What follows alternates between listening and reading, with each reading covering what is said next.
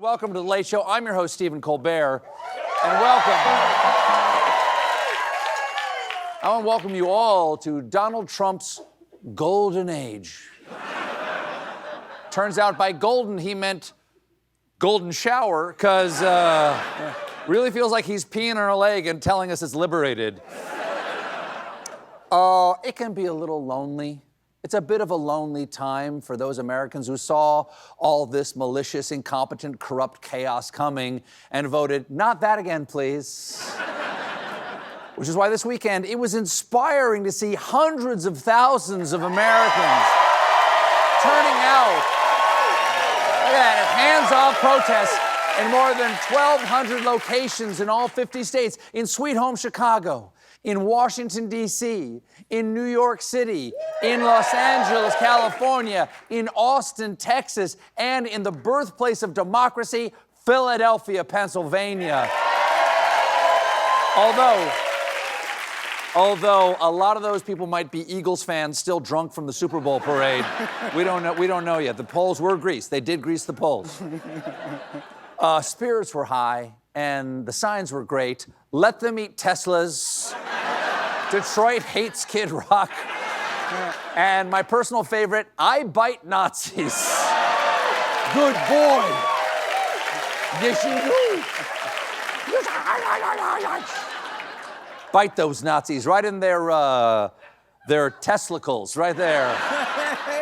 One thing folks are mad about is Trump's tariffs, which today continued to shove your 401k down a flight of stairs. It turns out, in Trump's economy, the only safe job is guy who takes photos of panicked stockbrokers.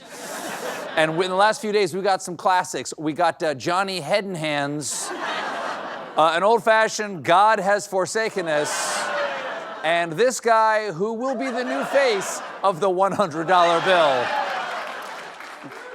Today, they're going to be fine. Today, the Dow stumbled another 350 points down, on top of losing nearly 4,000 points in the last 2 days of last week, when the S&P also fell over 10%, closing out the market's worst week since March of 2020, when the pandemic ripped through the global economy. Now, there is one silver lining. This time, since there's no pandemic, we can safely scream straight into each other's faces.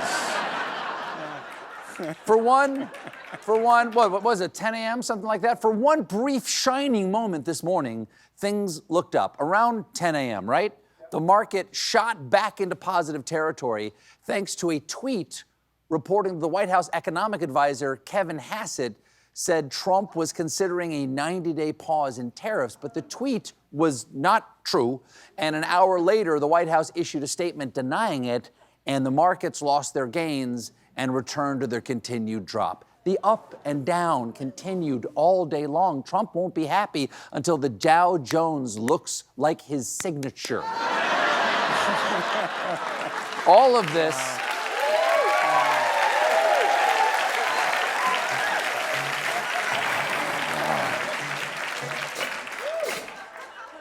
All this turmoil has really upset the Wall Street bros, even the ones that back Trump. They're describing his tariffs as worse than expected, and reportedly for many CEOs, this came as a surprise.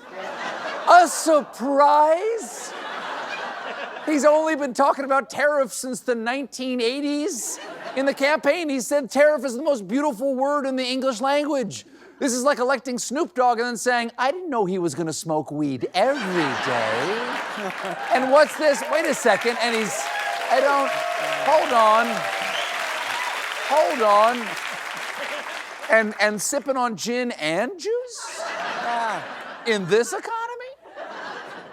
The big banky boys are freaking out. JP Morgan sent a memo to investors last week titled, There Will Be Blood. I forget. Was that movie a rom-com? I can't remember. Do not worry. JP Morgan always talks in 2007 film references. The memo continued, when it comes to retirement savings, this is no country for old men. All our money is gone, baby, gone. And to be blunt, this is super bad. In conclusion, Shrek 3.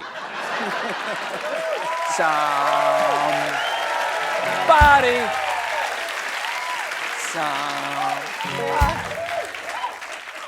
Wall Street clearly wants the president to change his mind, but he doesn't have one. On Friday, Trump retweeted a post. He retweeted a post with the caption, "Trump is playing chess while everyone else is playing checkers." And that post linked to a video that claimed Trump is crashing the stock market, but he's doing it on purpose. That's a weird thing to brag about. Everyone's making fun of me for pooping my pants, but joke's on them, I pooped my pants on purpose. While everyone else, no folks, listen up, no, listen, this is very important. While everyone else is playing checkers, I'm pooping my pants. That's how you win. By default, they get up and they leave. JD, bring me a wet wipe. On Air Force One, Trump said the market crashing is just what America needs. I don't want anything to go down, but sometimes you have to take medicine to fix something. Because that's how medicine works. You take it, and everyone dies. All dead. Far from pausing the tariffs, this morning Trump tripled down, threatening an extra 50% tariff on China, which will raise the price of everything we get from China, which I believe is everything. Trump did that because on Friday, China retaliated against Trump's Liberation Day tariffs by slapping a 34% tariff on U.S. goods. China, if you want a trade war is what you'll get. The gloves are off because you make the gloves and we can't afford them anymore.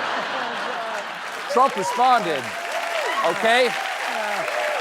Have at you.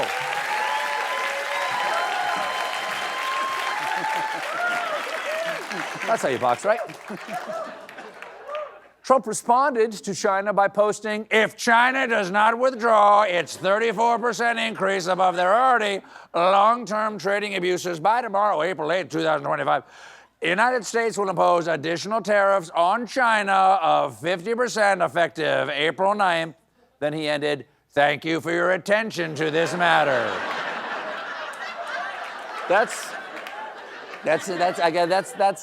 an odd way to end a threat. It's like getting a letter from kidnappers, "Give us $50,000 in unmarked bills or you'll never see your husband again. Have a great weekend. Stay sweet." So,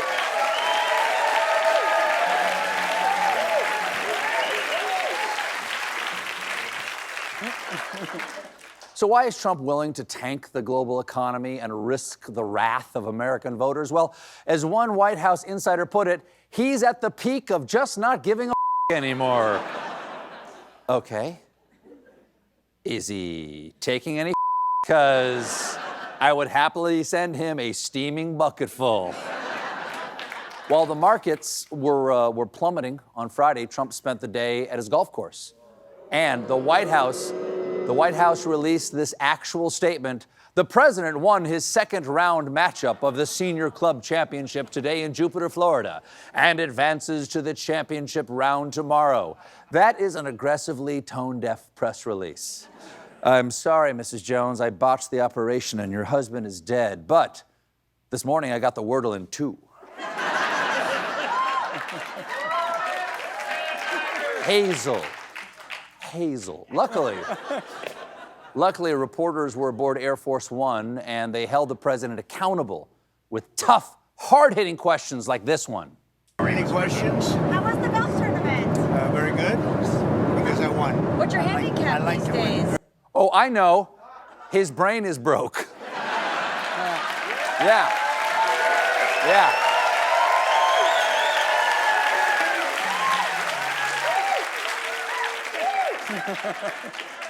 Of course, Trump's terrible, but he couldn't tank the global economy all by himself. One of the tariff masterminds is White House economic advisor and Mr. Burns cosplayer, Peter Navarro. Now, these tariffs are condemned by most leading economists and most trailing economists.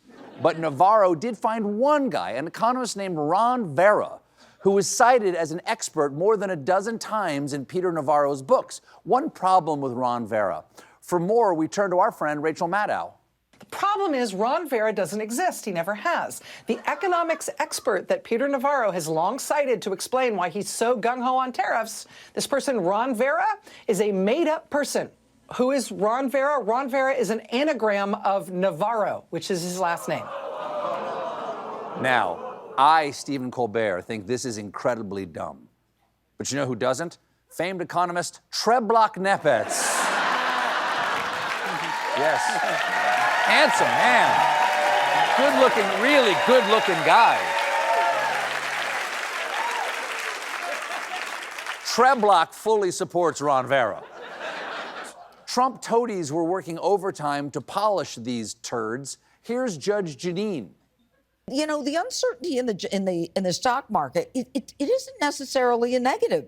It can be an indication that things are going to work out. It's just that they're uncertain right now. And you got a president who's swinging for the fences. Yes, he's swinging for the fences. He missed and hit America in the S&P 500, which, as any economist will tell you, stands for Scrotum and Penis 500. We got a great show for you tonight. The captain of the New York Knicks, Jalen Brunson, is here. But when we come back, I'll be talking to Senator Cory Booker. Stick around.